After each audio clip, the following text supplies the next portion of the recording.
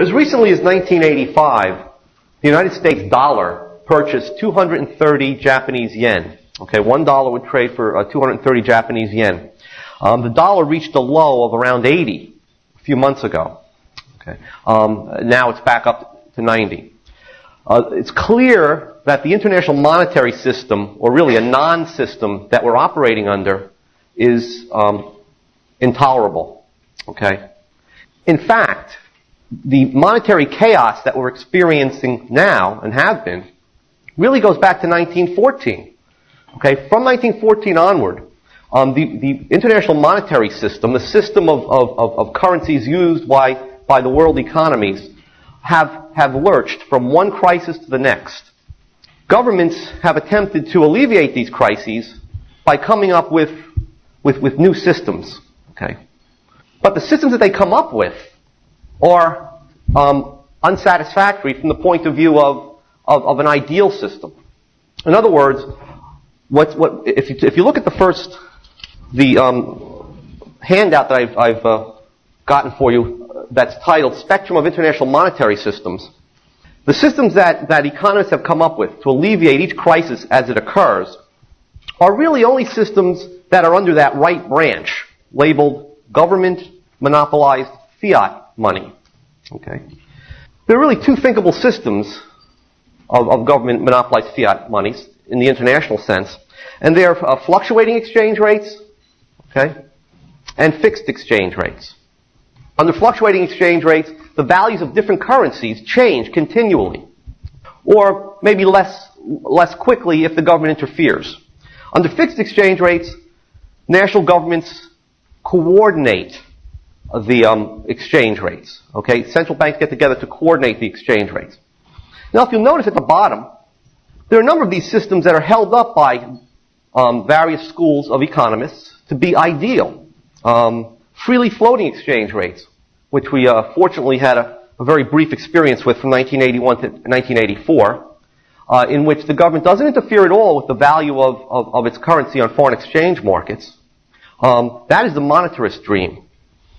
What's called the gold exchange standard, which was the Bretton Woods system, which the world operated under from about 1946 to 1971, that's a supply-side dream.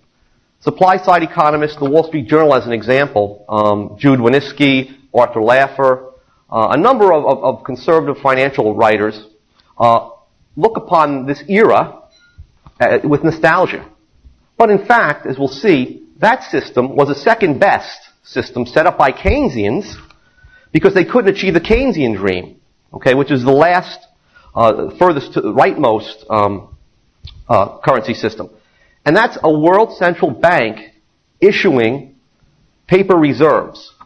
Keynes called his reserve the Bancor. He wanted a funny money, a paper money just issued to back up world currencies. He called it the Bancor. The United States negotiator at the Bretton Woods conference, Harry Dexter White, who was a communist spy, and our chief negotiator, wanted it to be called the UNITA.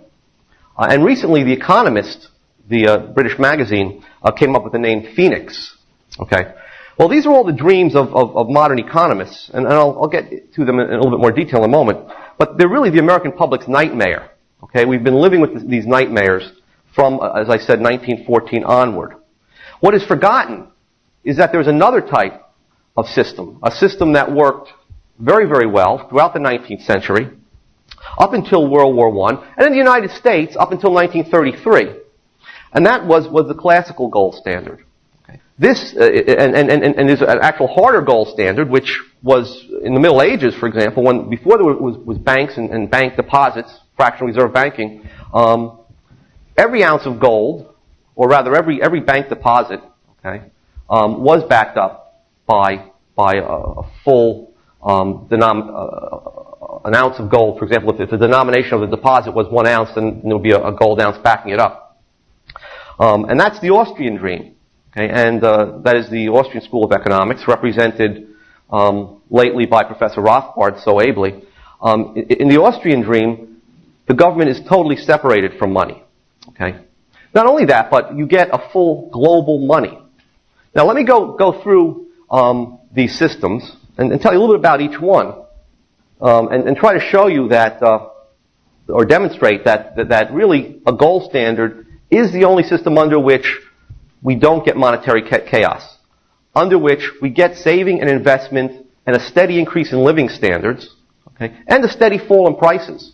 Okay, and I'll get to that. Let me start with the classical gold standard. It's a gold standard that we have experience with. Under the classical gold standard, money was defined as a unit of weight. In other words, from 1834 until 1933 in the United States, the dollar was defined as 1/20th of an ounce of gold.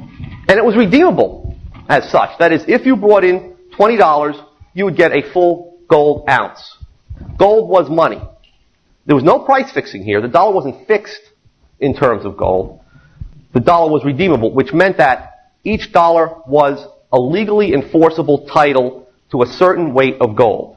Okay? In redeeming the dollars for gold, the banks or the Treasury were not playing some rules. We're not playing some game. Okay? They weren't obeying the rules of the game. Okay? They were carrying out a contract to redeem your gold for dollars. Just as when you go and redeem, let's say, a ticket at a dry cleaners for your shirts, there's a contract there. If for some reason those shirts weren't there, it would be fraud. Now, there were some problems with this classical gold standard. There was a central bank, okay, in many countries, not in the U.S., but in many countries during the 19th century, there was a central bank. There was fractional reserve banking.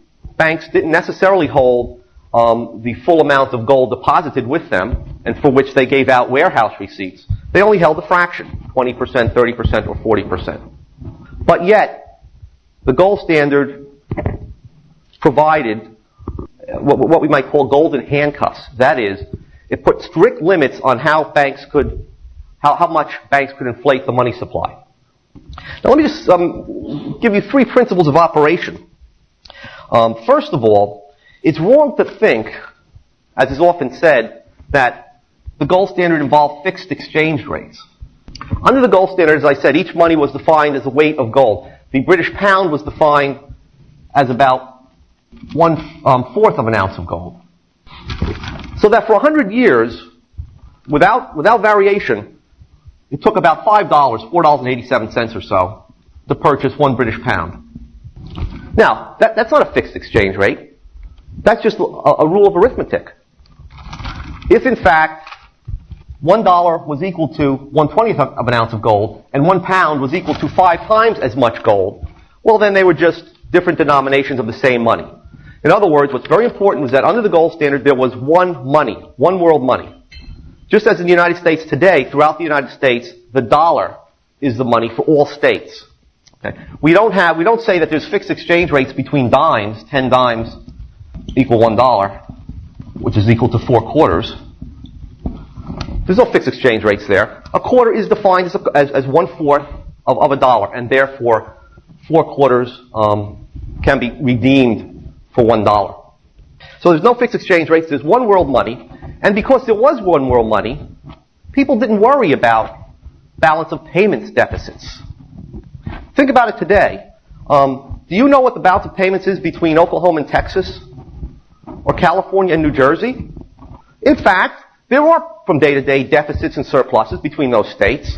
Okay, if there's a deficit between let's say Texas and Oklahoma, it indicates that the people in Texas feel that they have excess amount of money on hand and they want to trade some of that excess for goods. Some of that money is spent on goods from Oklahoma. That's all. Okay. At some point, the Texans then feel that they have sufficient cash on hand, that they're no longer going to reduce the amount that they're holding, and the deficit stops naturally. Okay. Now, this was true under the gold standard. There was no need to worry about balance of payments deficits or surpluses, okay, with one qualification, which I'll get to. So we had one world money. We had no problem with balance of payments deficits, okay, if the government refrained from inflation, okay, and that's the qualification. In fact, balance of payments deficits, let's call them BOP deficits, when they did occur, and when they were very large and ongoing, indicated that somewhere in the world, okay, governments were inflating the money supply through their central banks. There were central banks, as I mentioned, under the classical gold standard. And what would happen, though, is that the deficits, which were a market phenomenon, was a way of stopping the inflation. Okay? It was a limit on how much governments could inflate. For example, you might have a country, I'm going to draw an inverted pyramid for you to give you an example of how this, give you an illustration rather of how this works. One country might have $2 billion in gold. Okay? On top of that, its central bank would then create $5 billion worth of its own banknotes. Okay? So it was maintaining about 40% reserves. Each dollar of its banknotes was backed up by 40% in terms of gold reserves.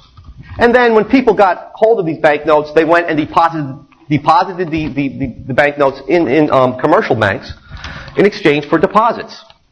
And I don't know if Professor Hoppe went over this, but once these reserves, these banknote reserves, get into the banking system, they can be multiplied depending on what percentage reserves are being held by the banking system. So let's say that there was now $10 billion of checking deposits.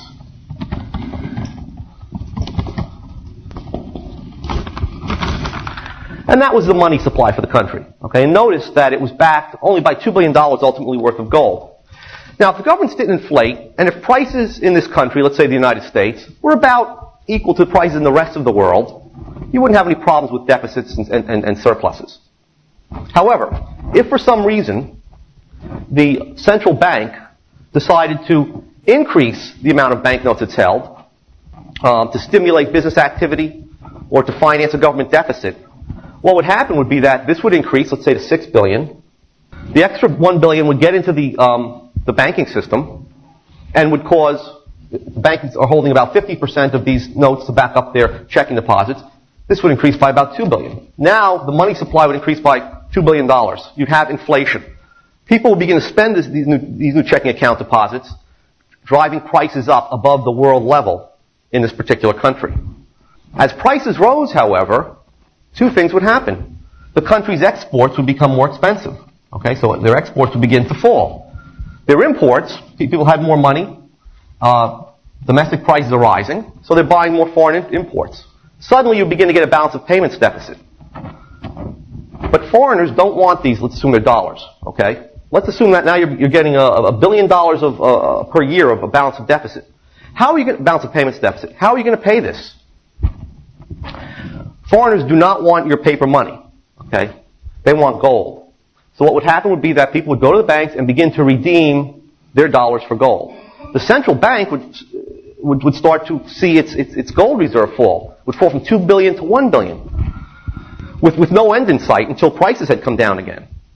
So its natural inclination would be at this point to stop the inflation and in fact reverse it. To begin to reduce the money supply. To prevent gold from flowing out. Because if the gold flow continued, people would begin to lose confidence in the banking system.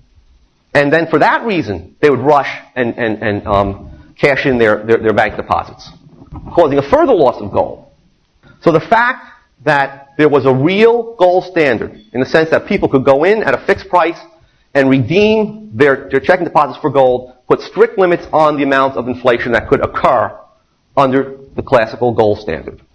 So balance of payments deficits, far from being something that should be condemned, as they often are by economists, looking back in the gold standard period, in fact, was something that was very salutary. Okay, it tied the hands of government. Now, if you'll take a look at, well, actually, let me get to another point, and then I'll ask you to look at another chart. The other attribute of the classical gold standard was that over time, it is true, the money supply increased. Okay, that is, gold mining continued, and at times it was really spurred on by the fact that there were new discoveries of gold, or that new technology of extracting gold was developed that made the extraction of gold from the ground less expensive. But overall, the money supply grew very slowly. That is, the amount of checking deposits in the economy could not grow unless there was an increase in gold. Okay? So as gold from the mines spread throughout the world economy, we had some growth in the money supply. But it was very small compared to the growth in the amount of goods and services in the 19th century. What did that mean? it meant that prices fell every year for the most part. There was a nice, gentle downward trend in prices. Just as prices are falling today, or have fallen in the last few decades in the high-tech industries. The first hand calculator I can remember, which barely had a subtraction function, certainly could add, didn't have much beyond that, was introduced by Texas Instruments in 1970 or so at $300. The price today is $5 to $10 for a much higher quality hand calculator. Or take personal computers. The price started out at $20,000 or more. I don't know what the first Apple cost 15 years ago. But today they're around $1,500. So prices fell year after year. And this was consistent with expanding goods and services. Okay? It was, in fact, the only way that people would be able to purchase the additions to the goods and services that were being produced was by this competitive bidding down of prices. And that's exactly what happened throughout the economy under the classical gold standard. So if you'll just take a look at the handout that has two panels on it, top one labeled Wholesale Price Index United Kingdom, 1800 to 1979. The bottom one, Wholesale Price Index in the United States, 1800 to 1879. Okay. Notice that from the early 1800s onward, prices trended downward. Okay, until approximately 1914 or so, and then there was an increase in the price level due to the inflation during World War I. Okay. And then when we went off the gold standard in 1933 completely, and notice that the trend then is upward. Okay. But under the classical gold standard, prices tended to fall, okay, year after year. And as a result, everyone benefited from the increase in labor productivity. That resulted from saving, investment, and technological improvement. Okay. Even people on fixed incomes. That is, take a period of time from 1880, when the United States went back on the gold standard, until 1896, we had a tremendously high rate of growth, 4% per year. Today, we're lucky if we get 2.5% per year. That is, the amount of goods and services in the economy was increasing by 4%. Prices fell every year by about 1% during that period. I mean, this is glorious. This is something that, certainly in my lifetime, I've never seen. Each year, your wages and salaries buy more than the year before. Okay? So the classical gold standard was an idyllic period. It provided us with a global currency. Yes, there was a central bank, though not in the United States until 1914. Yes, there was fractional reserve banking, but at the base of the money supply was gold. And as long as the public was able to redeem, to convert the bank-issued currency and deposits in gold, there was a strict limit on inflation. So much so that we actually experienced falling prices.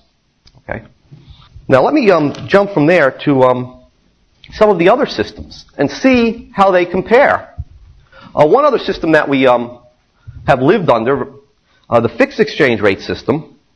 In fact, before I talk about that, let me just mention that in 1933, the link between gold and the dollar was broken by FDR. The gold of the American public was seized. No one was permitted to own gold by law, okay, except dentists and jewelers and so on, until 1976. There was a period of monetary chaos in the 1930s. Okay, each government tried to manipulate the exchange rate of their currency, that is, the exchange rate between their currency and other currencies, to its own benefit. They tried to drive down the value of their currency. Okay. If you make your currency cheaper, and we hear calls for a cheaper dollar, at least in the early 90s, if you make your currency cheaper, it makes your goods and services cheaper on world markets. It increases your exports. It also, since your currency is cheaper, makes it more expensive to buy other currencies. Okay, since that's the other side of the coin. Meaning that foreign goods are more expensive. So you give protection to your own import competing industries. But of course, the other nations can also manipulate the exchange rate. So you get competing devaluations, okay, with each country attempting to outdo the other and making their currency cheaper. You get tariffs and quotas. You get currency blocks where certain groups of countries hook on to a given currency, and then the blocks attempt to depreciate to gain an advantage. In any case, you get chaos. Now, the world came out of this period during World War II. The United States in particular, and also Great Britain, with a firm resolve never to allow this system to be created again. of chaotic exchange rate variations. And what they did, instead of going back to the classical gold standard, they came up with a phony gold standard, a pseudo gold standard. The conference at Bretton Woods in 1944 was dominated by John Maynard Keynes and Keynesian economists in general. And as I said, what they would have loved to have was a world central bank issuing paper money, which could be inflated at will. But because of national sovereignties, because of suspicions between the different nations and so on, because of the unwillingness of Europe to place itself under the domination of the United States, or rather, actually, that's how it wound up, but of the United States placing itself under the domination of Great Britain, we settled on, or the world settled on a compromise. It was known as a gold exchange standard, came to be known as the Bretton Woods system. Okay, as I said, this was a phony gold standard. Under this system, what we had was the United States defining the dollar in terms of gold. Okay, the dollar was now equal to 1/35 of an ounce of gold. In other words, you could purchase an ounce of gold from the U.S. Treasury, well, not you or I, by the way, for $35. But it was only redeemable for, as I said, not you or I, but for foreign official institutions, foreign central banks, foreign governments. Okay, they only could redeem their dollars for gold. Now, in addition, the foreign nations set the exchange rates between their currencies and the dollar. Okay, so for example, Great Britain, the exchange rate was $2.40 equals £1. So exchange rates were fixed then between all other currencies and the dollar. The price of gold was fixed in terms of the dollar. Only the U.S. really held gold and converted dollars into gold. Okay, the other currencies backed their money up with dollars. Now, this built in very perverse incentives. The U.S.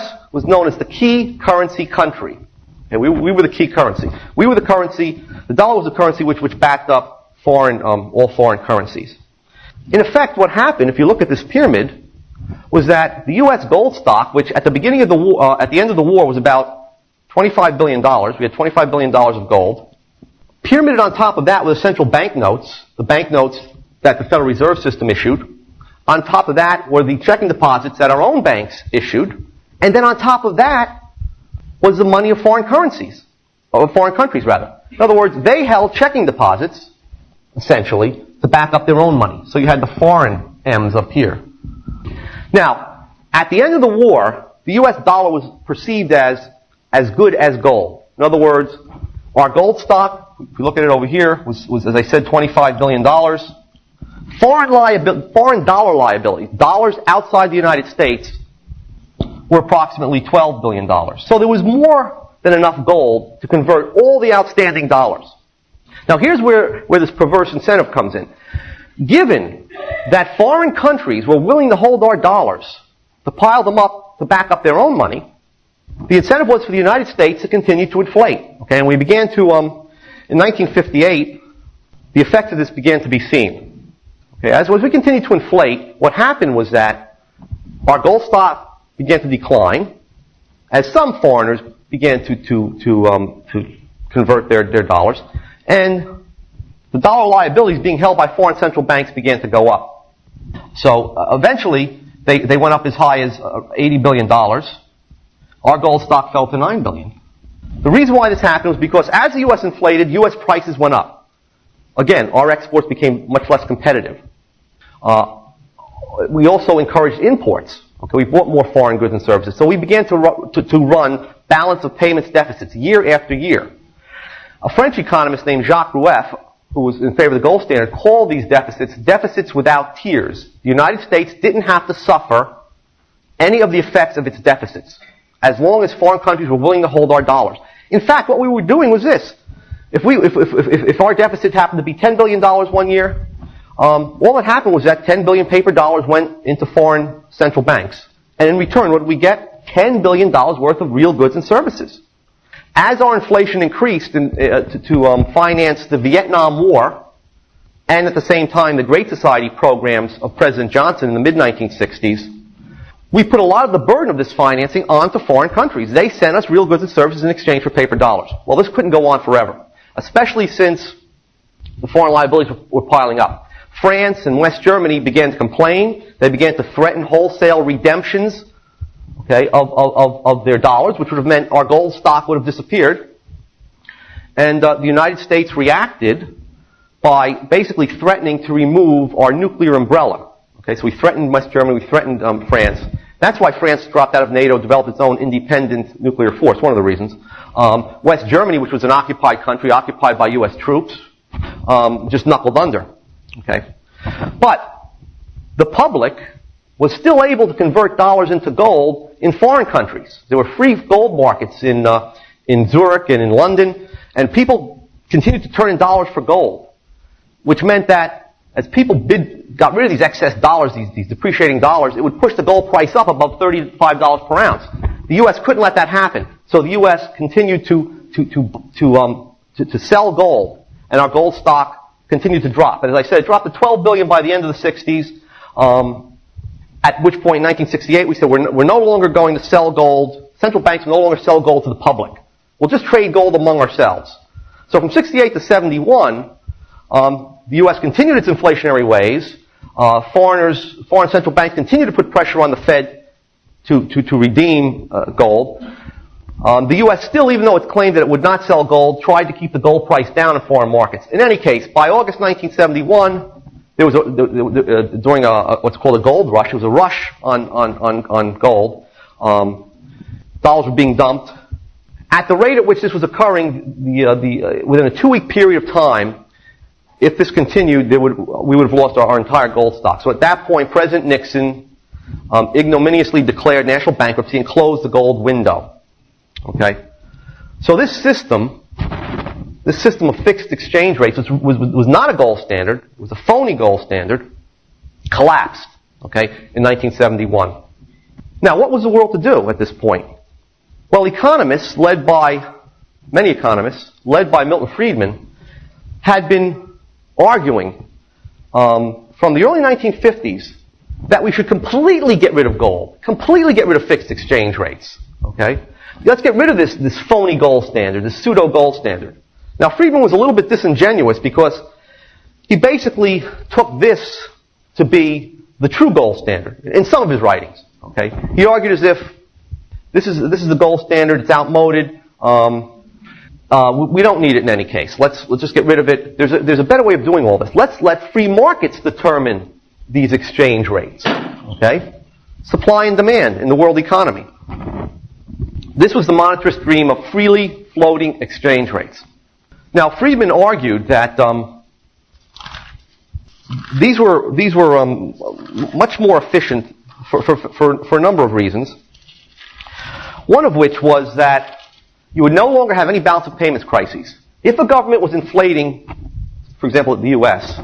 in the last, let's say, since the mid-'80s, if a government was inflating at a higher rate than other countries, well, what would happen would be their exchange rate would fall. Their currency would become cheaper. The high prices wouldn't cause a balance of payments deficit.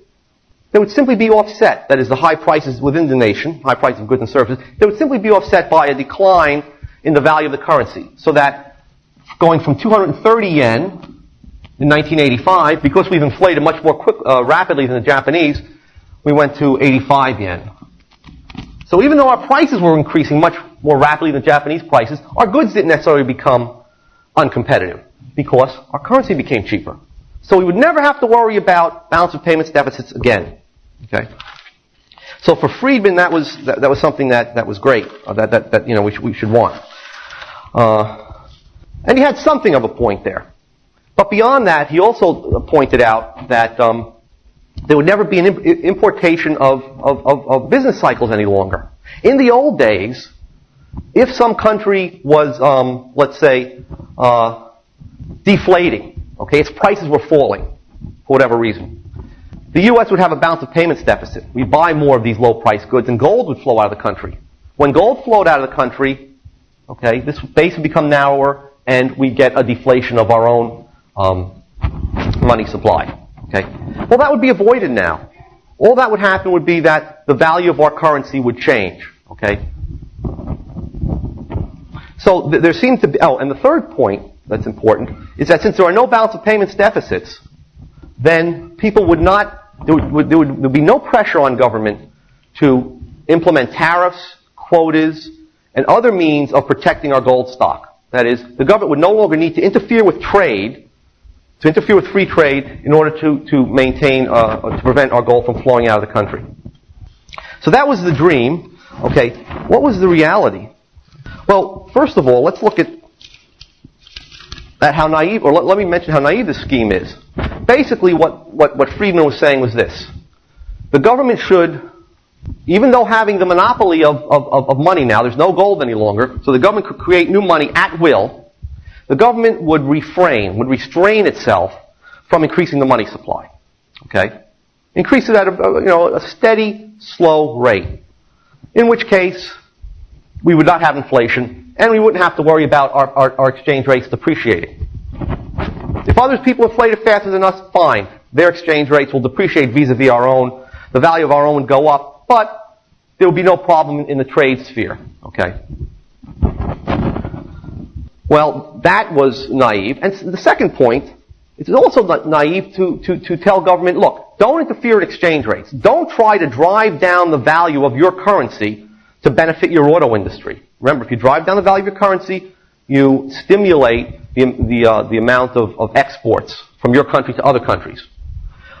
Just as, for example, the United States from 1991 through 1993, or actually through 94, the U.S. dollar was falling.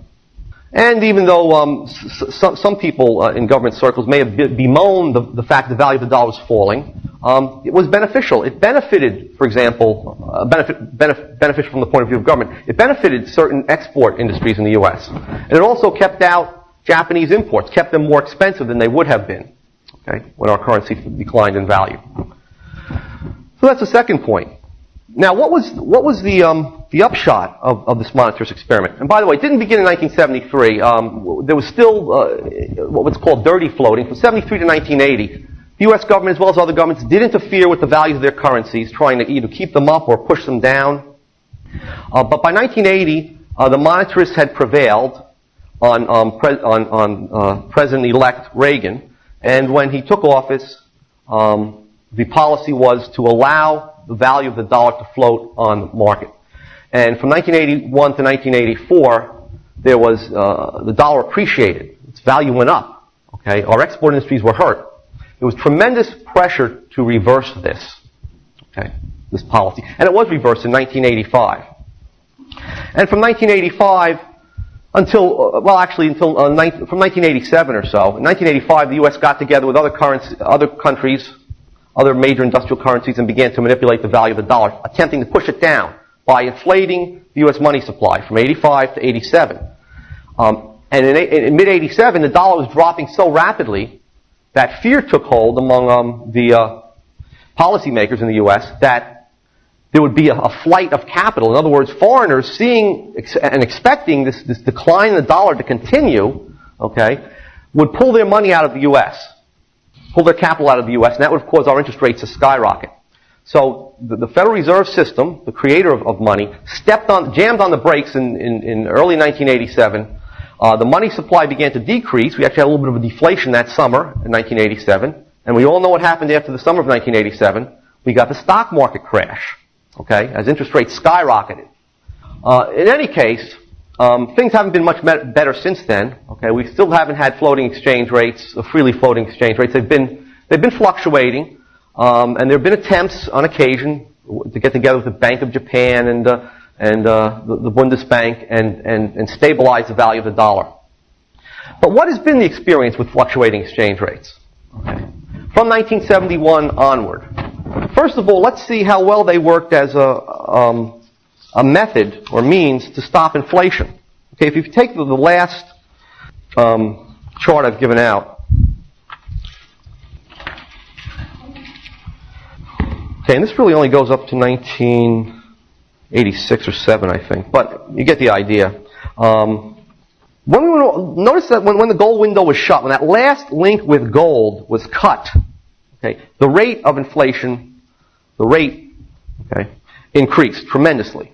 Okay, so you see what happened to the price level. The price level shot up from 1971 onward. In fact, I have read you figures here. From 1971 to 1992, the Federal Reserve System created about 800 billion new dollars out of thin air. Okay, with the last link to gold gone, our money supply increased from 230 billion in 1971 to 1 trillion 26 billion. Okay, so there's a tremendous increase in paper money. Okay, with that last link, that last external discipline gone now. So it increased by about 350%. This is M1. Okay, what happened to prices? Okay, prices, if you look at take a price index was 24 in 1950, just as a point of reference. During the course of the Bretton Woods system, it increased. There was inflation. It went up to 40.5 by 1971 and 140 by 1992. So the price level increased by about 250% during the period of fluctuating exchange rates. Okay, the value of the dollar just from 1985 dropped from 230 yen to about 85 yen in 1995. Value of the dollar in terms of German marks dropped from 2 to about 1.3. Okay, so we lost about 48% of the value of the dollar vis-a-vis the yen, and about 20% with regard to the mark. Okay, real wage rates fell from about $8.55 per hour in 1973, and I'll explain why in a moment, to 1992, they were about $7.42. These are average wage rates for manufacturing workers here in the United States. Okay, now that does not include benefits. Benefits have certainly gone up, but this touches on a question that was asked Lou Rockwell before. It appears that there has been a decline in productivity and in living standards in the American economy. Now, one of the reasons is because with the government able now to create money at will with this under fluctuating exchange rates, there is an incentive to run big deficits. Okay, now the deficits can be easily financed. Okay, there is absolutely no discipline left, no external discipline left. With deficits being financed, government spending has ballooned, has exploded. And government spending is generally on not capital goods, which enhance our productivity, but on present goods. So with the spending on consumption being stimulated tremendously by government, and in the process, the spending on capital goods, investment in capital goods being discouraged, it's very, very likely that we've experienced a fall in our capital stock or relative to our population, the working population, and therefore a fall in labor productivity. In other words, American workers are working with, per worker, we have less capital. Okay. Now, I'll stop here, and in my talk this afternoon, what I'll do is I'll go on and ask, what is a solution to these problems? Okay. Is it to push forward to the Keynesian dream of a one world money?